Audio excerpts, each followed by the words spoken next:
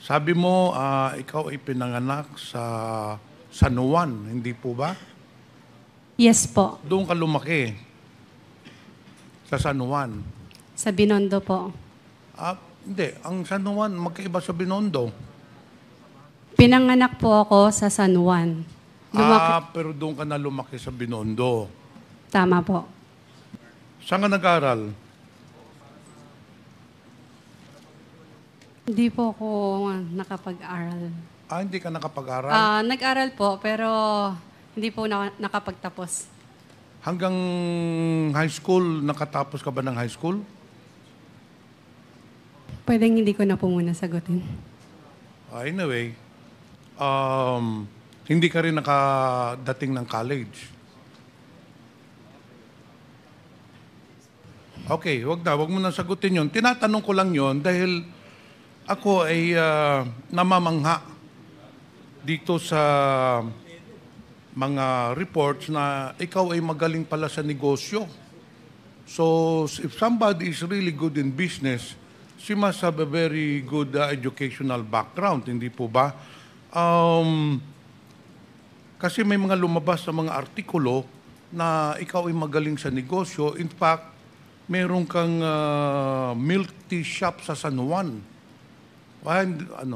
Hindi po. Hindi walang katotohanan to.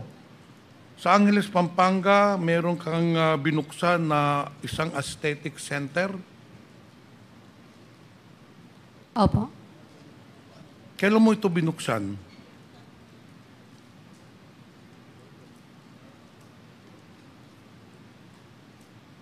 Hindi ko po matandaan yung exact year. Anyway, ito ay wala kang kasosyo, sa iyo lang to. Itong aesthetic center sa Pampanga, Angeles, wala kang kasosyo o may kasosyo ka rito? Pwedeng hindi ko po siya sagutin. Kasi hindi naman po siya related. Walang problema yun. Maraming salamat po. Ibang negosyo. Sabi nga sa artikulo, ikaw bata ka pa lang, nagninegosyo ka na, marami kang negosyo, and then meron ka ring isang cafe-restaurant sa resort doon, hindi po ba? Meron po. Ayun ba ay nag-ooperate pa hanggang ngayon? Yes po. Okay, dito tayo sa pagpasok mo ng Lucky South 99. Kailan ka ba nag-apply doon sa Lucky South 99? Nag-apply po regarding saan po? Nagtrabaho ka sa Lucky South 99, hindi ba? Sa papers po. Okay, paano ka napasok doon? Pwede mong ikwento dito sa komitiba, paano ka napasok sa Lucky South 99? I mean, mananrabaho ka, hindi ba? Hindi naman basta-bastang ikaw ba'y kinuha ng Lucky South 99 o nag-apply ka doon? Nung una po, sa amin po yung Lucky South 99 nung una po. Sa inyo? Opo, sa akin. Sa amin. Sa iyo yung sa Lucky South 99. Nung una po. Nung una po, yes po. But according to Stephanie, nauna po si Stephanie magtrabaho doon sa Lucky South 99 and then nagpa-interview ka doon sa Lucky South 99 at nag-apply ka. May I know po kung kailan po ako nag-apply at sino po nag-interview sa akin? Oo. Opo. Sino ba nag-interview sa iyo? Hindi, pwede ko malaman kung sino po yung tinutukoy na nag-interview sa akin nung panahon. Hindi mo na rin isasagutin. Dito po tayo sa big boss mo. Hindi mo naman ma-explicar dito, hindi mo na ipapaliwanag dito paano ka napasok sa Lucky South 99. Pero as per record, nauna sa iyo si Stephanie, sumunod ka, and then eventually, ito ang nangyari po ay nung nakapasok ka na ng Lucky South 99, naging personal translator ka ng big boss ninyo na si Duan Renew, hindi po ba? Ninong ko po siya. Ninong? Opo. Paano mo nakilala si Duan Renew? Woo! Best friend po siya ng mami ko. Best friend ng mami Yes. mo. Kailan po sila nagka-best friend ng mami mo? Paano po sila nagkakilala ng best na ni Duan Renew at ng mami mo? Po? Paano sila nagkakilala?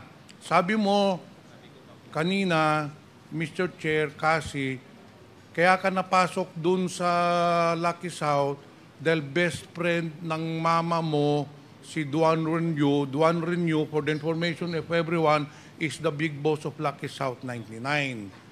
Paano naging best friend yung mama mo at saka ano? Sa Gaano na China. sila katagal magkakilala? Sa China pa lang po, magkakilala na sila kasi sa China po pinanganak ang mom ko. She's a Chinese po. Okay. Yes. So doon nagkakilala ang mama mo sa China. At Opo. sa Duan Renew. Yes. Then Isang city eventually- lang po sila. So ibig mong sabihin, dahil ninong mo siya, ang mama mo ang nagpapasok sa'yo doon kay Duan Renew? No po. Kinontak po ako ng ninong ko kung pwede po akong tumulong sa kanya kasi hindi po siya marunong mag-Tagalog and mag-English po. Okay, correct. So yun na nga ang unang tanong ko. Balik tayo sa unang tanong na hindi mo siguro nadinig. Ikaw ay naging personal translator na Duan Renew. Wu pala. Hindi po ba? Pwede din po. Ha? Pwede din po. Hindi pwedeng sagot mo pwede din po. You became the translator, personal translator of the big boss of Lucky South 19, Mr. Duan Renew. Yes or no? Yes?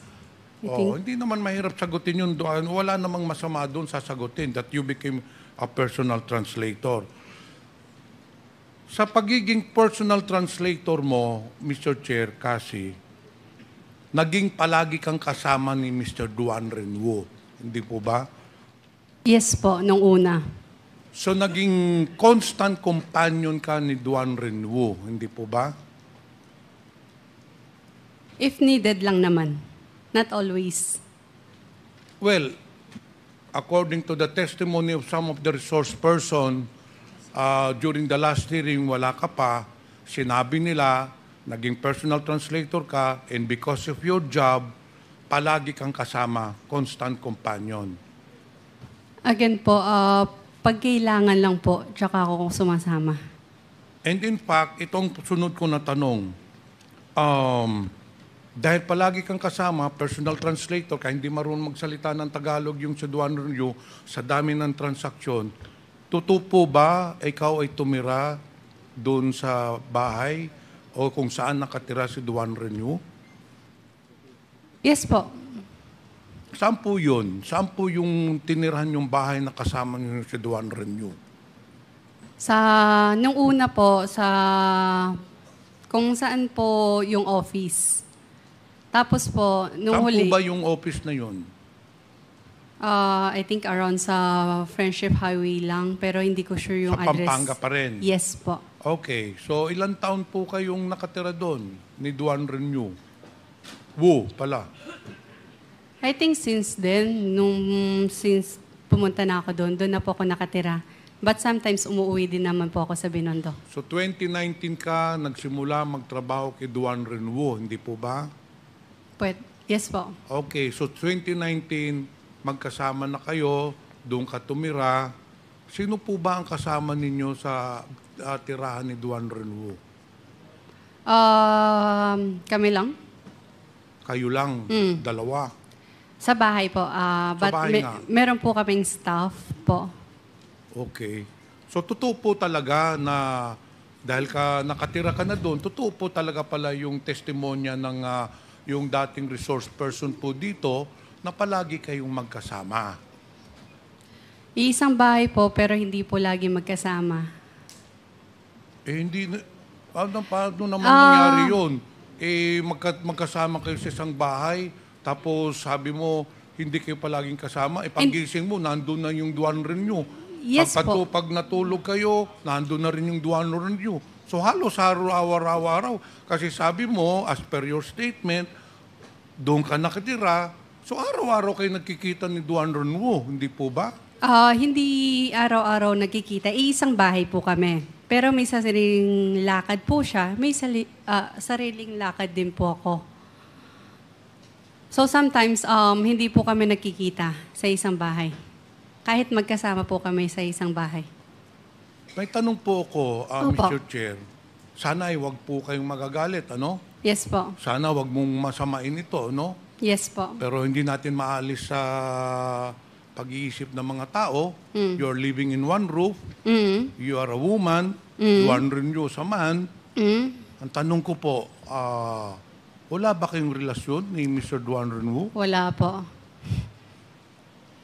Kasi alam mo, na yung mga kasama mo sa trabaho dito, na nakausap namin, nauna po si Stephanie sa inyo, Mascareñas, magtrabaho, hindi po ba?